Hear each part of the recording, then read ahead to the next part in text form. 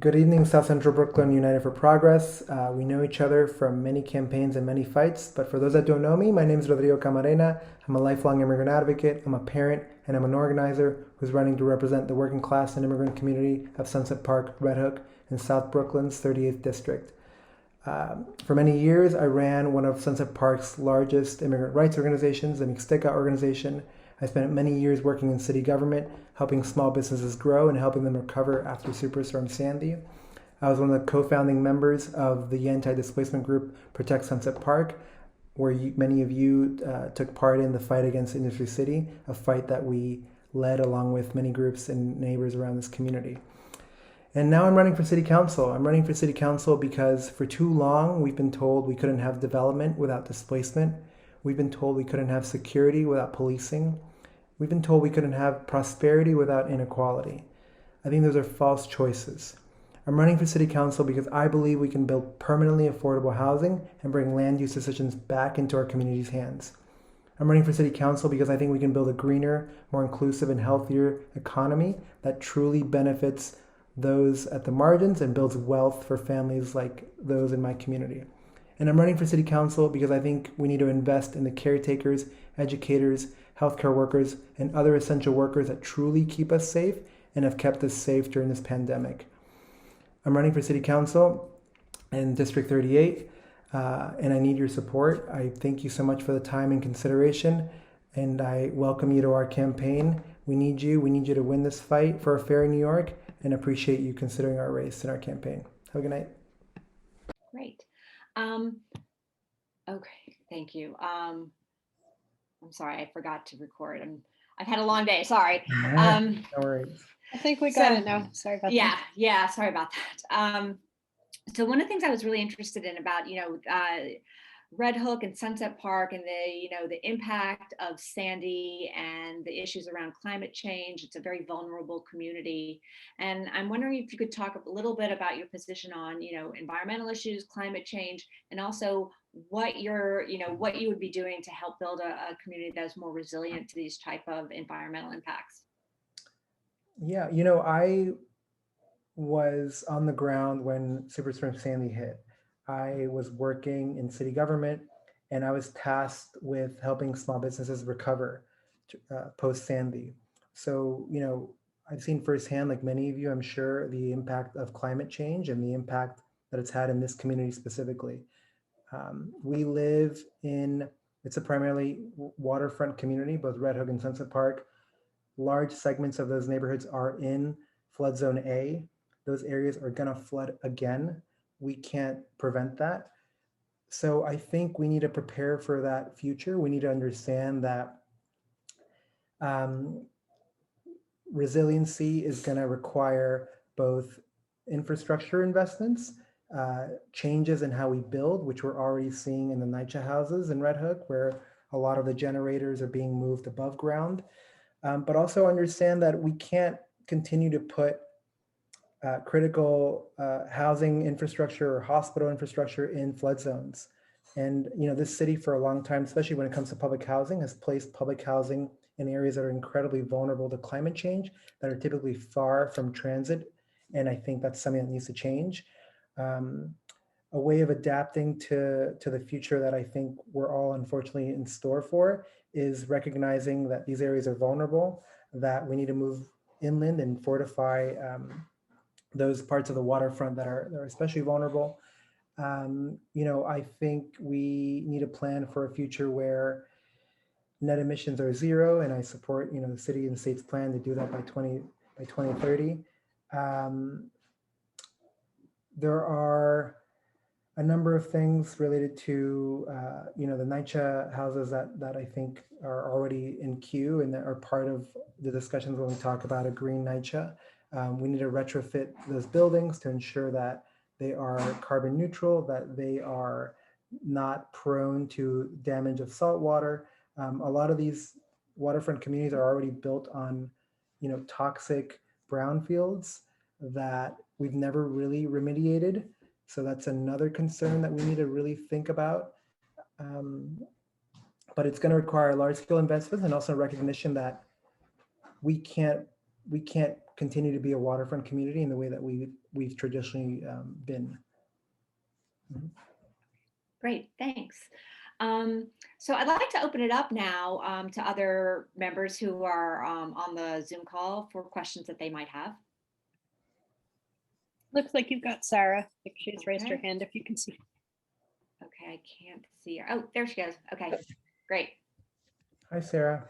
Hi, how are you? Good evening. Thank you for joining us. So I'm rereading your questionnaire, and I noticed you had mentioned in healthcare that you were interested in expanding the NY Care program.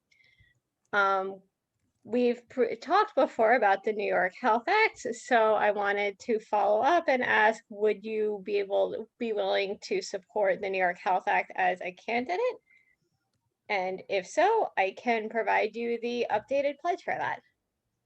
Absolutely, yes. And I'm sorry I haven't signed it yet, but absolutely, I'm in favor of the New York Health Act, like I stated in my questionnaire. And I believe we should have a single payer system. I believe healthcare is a human right.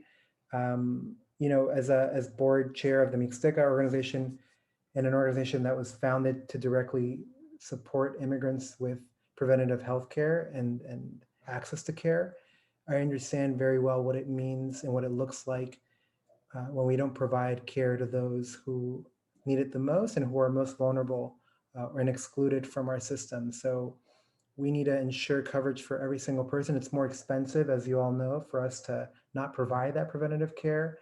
I'm a supporter of the New York Care program. I think it's a good start. I'm also very supportive of expanding our health and hospital system. We need more community clinics that are public, that are easily accessible, that are based in neighborhoods. It's very scary to be undocumented and to go into a big hospital for care. It's very frightening to be noticed by a system that you're perpetually afraid of. So I think we need to expand as many avenues into preventive healthcare as we can, and that's a very big deal for me. So thank you for sharing the pledge. I'll sign it right after this meeting. Great. Okay. Thanks, Sarah. How about Jeremy? And then Jess, I see you have your hand up too. So Jeremy.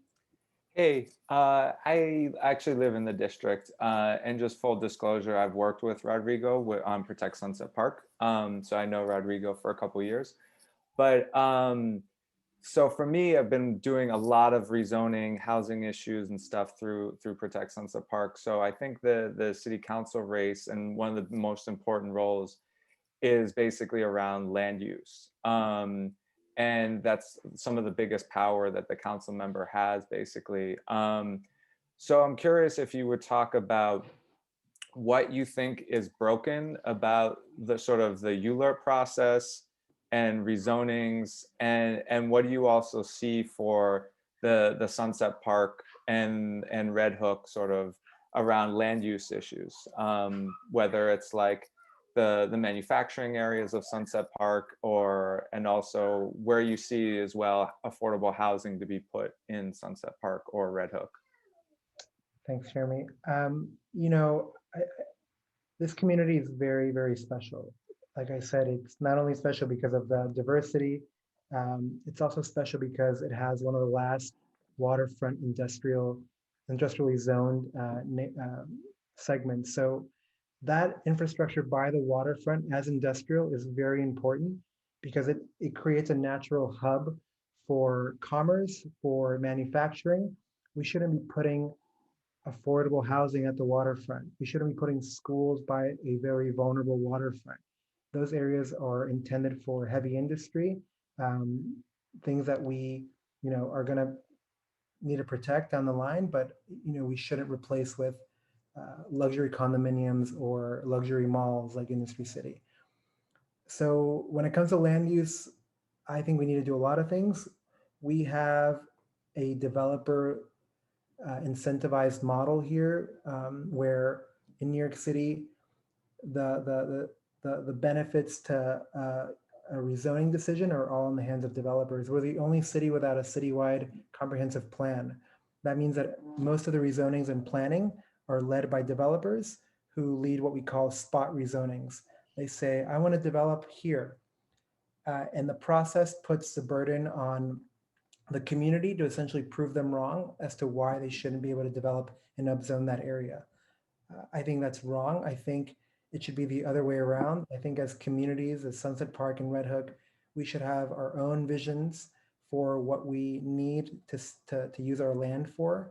That vision should be informed by citywide needs around population growth, around transit, around need for schools and open spaces and hospitals. But we should also respect community visions. You know, we have a 197A plan here in Sunset Park that clearly says they want to that this community wants to maintain the waterfront industrial. So I think we need to respect those visions and green visions like those produced by Uprose and their Green Resiliency Industrial Development Plan. And we should have a conversation with the residents of Red Hook about how they see their community evolving and growing. And that vision should be respected. And every rezoning application that comes down the pike should reflect the vision that the community has already decided on. Land use is one of the core issues of my campaign because it decides so many things. You know, when we complain about overcrowding in our schools, that's a land use and planning decision. We didn't think about the number of students we would need in that community. When we think about access to hospitals and healthcare, that's a land use decision because we didn't consider the need for hospitals and first primary care providers in that community. Same thing with open spaces, same thing with critical infrastructure to accommodate growth in whether it be cars or pedestrians or cyclists. So land use is a big deal. It shapes our environment, and we need to own that process and have that process respond to the grassroots and the communities living in those areas. And I've put together a very comprehensive land use and housing plan that you can see on my website that I'll share with all of you. Great, thanks. So we're going to take one more question. I don't want to go too much over time. So Jess has her hand up. So Jess, and then we'll wrap it up. I do have my hand up. Good evening, Yeah. Rodrigo. How are you? Hey, Jess, how are you? Hey, I'm doing okay. So, education question. Just FYI, I'm on Community Education Council for District 22, which does not overlap with your constituency or your district, but over here next door. Hi. So I wanted to hear what your ideas would be to create more equity in our school system. I like what you've said about creating more equitable communities, but how do you think that could play out in our local schools and including citywide? Yeah, you know, I bring this back to the inequity we see in the schools is a reflection of the inequity we see across the city, right? Like Black and brown communities are systematically underfunded. The statewide rate reading and math levels for Black and brown students, I think 60% or less pass a test. And that's just not right. I think we need to insist on a plan to desegregate our schools, to fund them equitably. We need to insist in training teachers and administrators that reflect the communities that they're in. We need to acknowledge and recognize public education as a public good, and in my opinion, not privatize or voucherize public education, which in my opinion is a public good.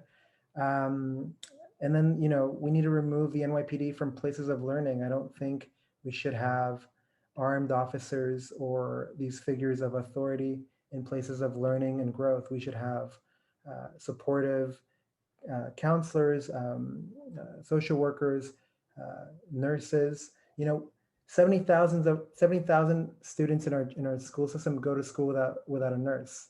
We spend more on policing than healthcare, job training, and workforce development combined. So these are bad choices that we're making, and a lot of how we bring equity back to public education is by bringing budget justice to New York City, and also understanding what kind of system of education we should be fighting for and should be building. Okay, great. So we're right at that time. So I want to give you a few minutes to wrap up, but I do want to thank you for joining our group tonight. Mhm. Let you know that this interview will be posted so people can watch it. And I'm not sure exactly, it's on YouTube and I think also on our Facebook page. On February 21st, the group will get together. We're going to discuss candidates and which ones we want to endorse. We do ranked choice voting. So we will at that point let you know our decision. And, but we do want to thank you for taking the time to fill out the questionnaire so thoroughly and spending some time with us this evening. And I just want to give you a minute or two to wrap up. Great. Well, thank you all so much. I really, really appreciate this club. I've been to many of your meetings. I know many of you from the reform work that we've done. I didn't mention this, but I'm a former executive committee member of the New Kings Democrats. I worked with many of you to fight the IDC. I worked with many of you to create and launch the Rep Your Block campaign to get more Democrats into our party. I worked with many of you to fight the industry city rezoning. We know each other. I want to partner with you. I think we could build a really beautiful and strong campaign that represents the interests of South Central Brooklyn and South Brooklyn, honestly. As a closer, I'm the only candidate in this race that's dedicated himself to fighting for immigrant and vulnerable communities my entire life. I'm the only candidate in this race that's worked for city government during a time of crisis, like the one that we're in now. And I'm the only candidate in this race that understands what it means to have a just recovery, to have equitable economic development, and to build a better city. I want your endorsement, not just because we're in this meeting, but because I want to build a real partnership with you and I want to really fight alongside you. I think this club is very important and meaningful to this community. It's inspired and brought about a new generation of activism in South Brooklyn, and it would be my honor to be your candidate. So thank you so much for considering our candidacy and for considering our endorsement. Right. Well, thank you so much. I hope you have the rest of your evening is really nice, and the same to all of you. Nora, thank you for co-hosting and picking up on the recording and such. And everyone, we'll see you all later for another call. All right. Thank Good night, you. everyone. Good night. So much. Thank you. Bye-bye. Bye.